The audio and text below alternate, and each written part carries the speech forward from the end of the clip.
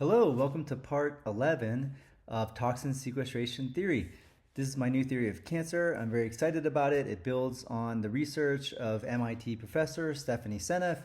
She's the one who first came up with this theory for deuterium, and I've extended it to many other toxins. In fact, it actually goes back farther than that. There's other people who have had this theory before. There's a guy, Agenus von der Planets, who had this theory. He's famous for the raw primal diet. And the basic idea of the theory is that cancer is not a disease. I know that sounds crazy, but basically it's the idea that there are chronic diseases out there, things like autism, Alzheimer's, Parkinson's, heart disease, kidney disease. These are all real tissue damaging diseases where your body is under oxidative stress and the tissues and organs are getting damaged. Those are real diseases. Cancer is actually the body's defense against those diseases. It's the body's way of trying to prevent oxidative stress so that you do not get chronic disease.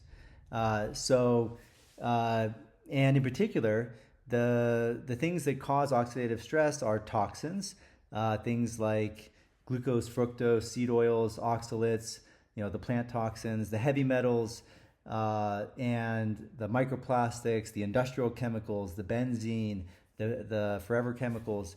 And so there's this really long list of toxins, all of which cause tissue damage by creating oxidative stress, and they are the cause of chronic disease. In fact, my bigger theory is that all chronic disease is linked to toxicity, and so it's really all about toxic exposure that causes tissue damage. And of course, whenever it occurs in your arteries, it's called cardiovascular disease. When it occurs in your thyroid, it's called Hashimoto's. When it occurs in your brain, it's called Alzheimer's. But we give it different names depending on where the toxicity occurs. But nevertheless, it's all toxicity. And cancer, on the other hand, is not a disease. It's the body's defense against toxicity, and it's the way the body sequesters toxins away from healthy tissue. So the body creates tumors as extra tissue to store and sequester toxins that otherwise would create tons of damage in your body. And like I said, we've talked about this for a long list of toxins. We've talked a little bit about strategies for how to mitigate this. And of course, I'm not giving out medical advice, so please do not take this as advice. But I just want to talk about, how there are dietary approaches to reduce toxins. The carnivore diet does get rid of the sugars, glucose and fructose. It gets rid of the seed oils, gets rid of some of the plant toxins, of course, oxalates, dramatically reduces deuterium. And one of the other strategies that people commonly use in the keto carnivore space is fasting. And in fact, even outside of this space, people use fasting. It's a very common treatment idea in the context of cancer, very popular. And, I'm going to provide my take on fasting because, on the one hand, our goal is not to starve the tumor because the tumor is actually a detox organ, and we're not trying to literally kill the tumor or starve the tumor because that's the language that people often use for why fasting is useful for cancer. On the other hand, I am going to argue that fasting is useful and potentially healthy and helpful. And that's not because it's starving the cancer. Rather, it's because it's reducing the toxic load on the body. So many of our toxins are dietary. They're in the foods that we eat, right? The sugars are in the food. The seed oils are in the food. The plant toxins, the oxalates are in the food. The mold toxins, the mycotoxins, those are in the food. A lot of the heavy metals are in the food. Non-heme iron is in the food. That's considered a toxin. So there's a lot of food-based toxins. And when you fast, that means you're not intoxing. You're not taking in those food-based toxins. So the good news about fasting is that it's the lowest toxin diet you can eat, right? Because you're not eating anything. So yes, it can dramatically reduce the toxins that you're intaking per time if you fast. And so I am going to sort of propose that moderate fasting is a potential effective approach to reducing your toxic load. And when you do reduce your toxic load, your body can eventually, over time, reduce its need for having a tumor. This is what I call, well, it's not what I call, the medical literature calls it spontaneous tumor regression. Spontaneous tumor regression is a phenomenon where whenever you reduce the toxic load that your body's experiencing, then your body realizes that, oh, I don't actually really need this tumor anymore, like to store my toxins. And I can sort of empty it out and decommission it. And so fasting, as well as low toxin diets, are a way to encourage spontaneous tumor regression. If you do have a tumor and you're worried about trying to get rid of it, there are natural approaches and then there's unnatural approaches. The unnatural approaches are to attack the tumor, and most treatments do that. Most treatments literally try to kill the cancer cells. And that is the standard approach in mainstream medicine, and it's also the standard approach in alternative medicine. So, things like chemo and radiation attack and kill the cancer cells. But even in alternative medicine, things like high-dose vitamin C, high-dose melatonin, high-dose EGCG, and things like ivermectin, these things add to your oxidative stress by acting as pro-oxidants that kill cancer cells. And they are, in that sense, no different than chemotherapy or radiation. So whether you're doing standard medicine or alternative medicine, you are almost certainly attacking and trying to kill your cancer cells with pro-oxidant chemicals, or in the case of X-rays, pro-oxidant radiation. So that's the standard strategy. And so what happens whenever you do that, right? When you do that standard approach of trying to kill cancer cells, you can shrink your tumors. It works. You can shrink your tumors, and then what happens is that those tumors get smaller, but that might be a short-term approach or short-term thinking, because when you kill a cancer cell, you release all of the toxins that are stored inside the cancer cell. What toxins are stored in cancer cells? Well, there's seed oils that are stored in there. There's toxic metals like heavy metals, excess iron, and there's oxalates, so the plant toxins are stored in there. Microplastics and industrial chemicals like forever chemicals, those are stored in there as well. So basically, when you kill a cancer cell, you're releasing its contents into the body fluids, which means now the body has extra toxins to deal with. The body had them nicely stored up in those cancer cells, but then when we attack them, we release the contents. So fasting is different. Fasting does not attack cancer cells, at least in my view. Rather, what fasting does is that it reduces the toxic load. It reduces how many toxins you're intaking into your body.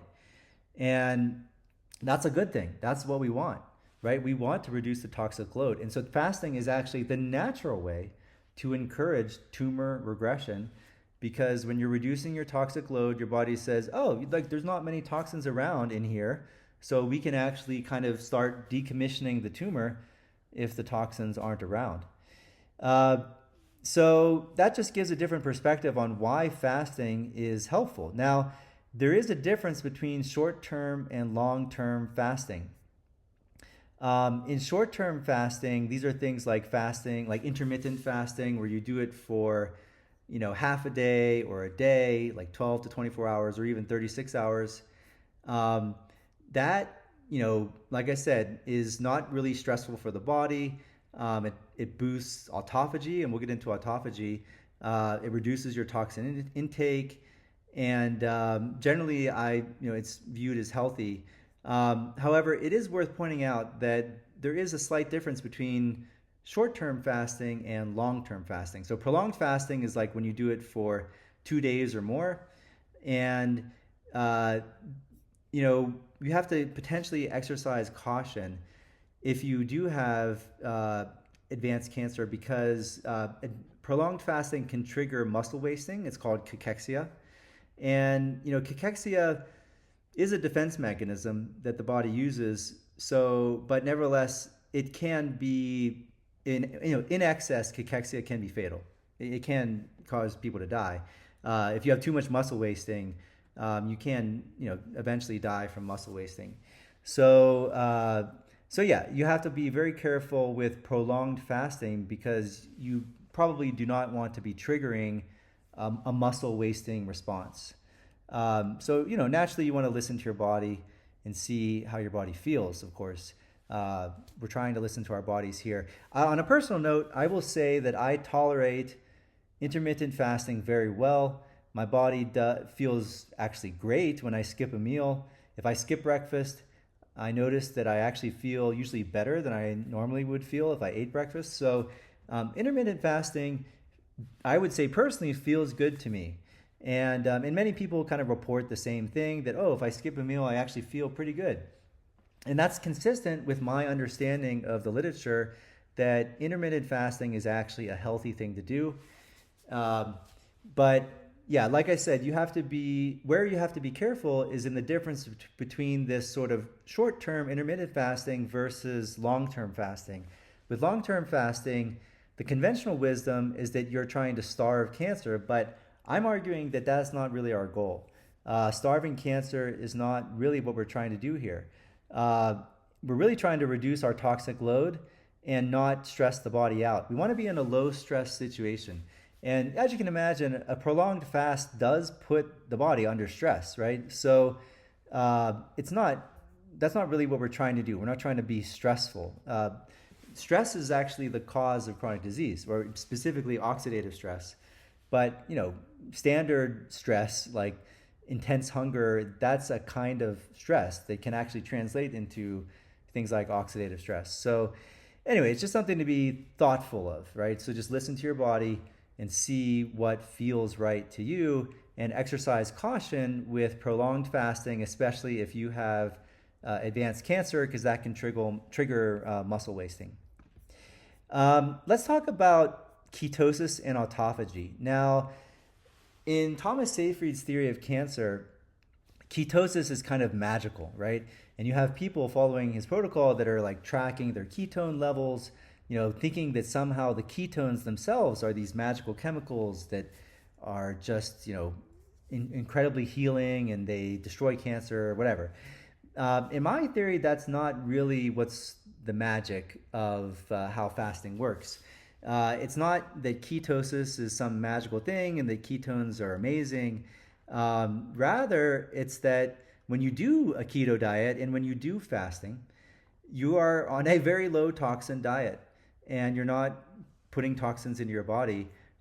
Sugar is a toxin in my theory. So yeah, and in that sense, ketosis does not play any central role in my theory. So if my theory is correct, then you don't really have to be sitting there with a ketone meter measuring how much ketones you have in your body.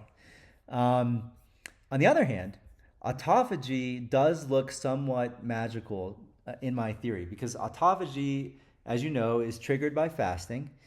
And that is kind of the body's cleanup crew coming in and sweeping up the garbage. A lot of the garbage, by the way, are oxidized biomolecules that have been damaged by reactive oxygen species. And this garbage is actually genuinely toxic in many cases. And so cancer cells would otherwise have to deal with that garbage themselves. But if the body can kind of clean it up itself without forcing the cancer cells to do it, then it relieves some stress on the cancer cells. So in that sense, autophagy is good in my theory. If you can trigger autophagy, say through fasting, then that allows the body to clean up the garbage, and it helps reduce the toxic load that the cancer cells have to deal with. So there's a double effect with fasting that is positive. Number one, fasting reduces the toxins that you intake into your body. And number two, fasting triggers autophagy, which is the body's cleanup system that cleans up the toxic chemicals, the damaged biomolecules that are in your body, and reduces the amount of garbage that cancer cells have to deal with. Both of those reduce the toxic load that cancer cells have to deal with, and hence can encourage things like spontaneous tumor regression. So hopefully that clarifies things. Ketosis is not magical in my theory, but autophagy, on the other hand, is. It is very helpful. And yeah, so let's see. I would say that those are just some simple thoughts on, basically my practical guide to fasting is start with a low toxin diet, right? Something like carnivore or animal based or keto. And, like I said, I'm not giving specific medical advice here. This is just, I would say, my own personal thoughts and not necessarily something that you have to implement yourself. But I'm just saying if I was, thinking about it for myself, what I would do is start with a low toxin diet, and then I would add in intermittent fasting. You could do that by doing 2 meals a day or 1 meal a day. OMAD, which is 1 meal a day, that's pretty healthy, right? That's like a 23-hour fast or something like that. So doing 1 or 2 meals a day and just doing that on a regular basis as part of your routine gets that nice fasting window where you can have a little bit of autophagy to clean things up, and obviously reduces the toxic load. So I think, yeah, that's a very good strategy. You consider 2 meals a day or 1 meal a day to get that autophagy, and then for obviously listen to your body and adjust your strategy based on your energy, and especially based on what stage you are in, say, chronic disease. If you have severe chronic disease, or if you're struggling, you have to really listen to your body and adjust things to your situation. And what's true for a healthy person may not be true for someone who's very sick and ill. And especially with these prolonged fasts for 48 hours or longer, you have to watch out for muscle wasting, which if you let muscle wasting go on long enough, it can be fatal. All right, so that's basically my views on fasting. Thanks very much for listening, and have a good day.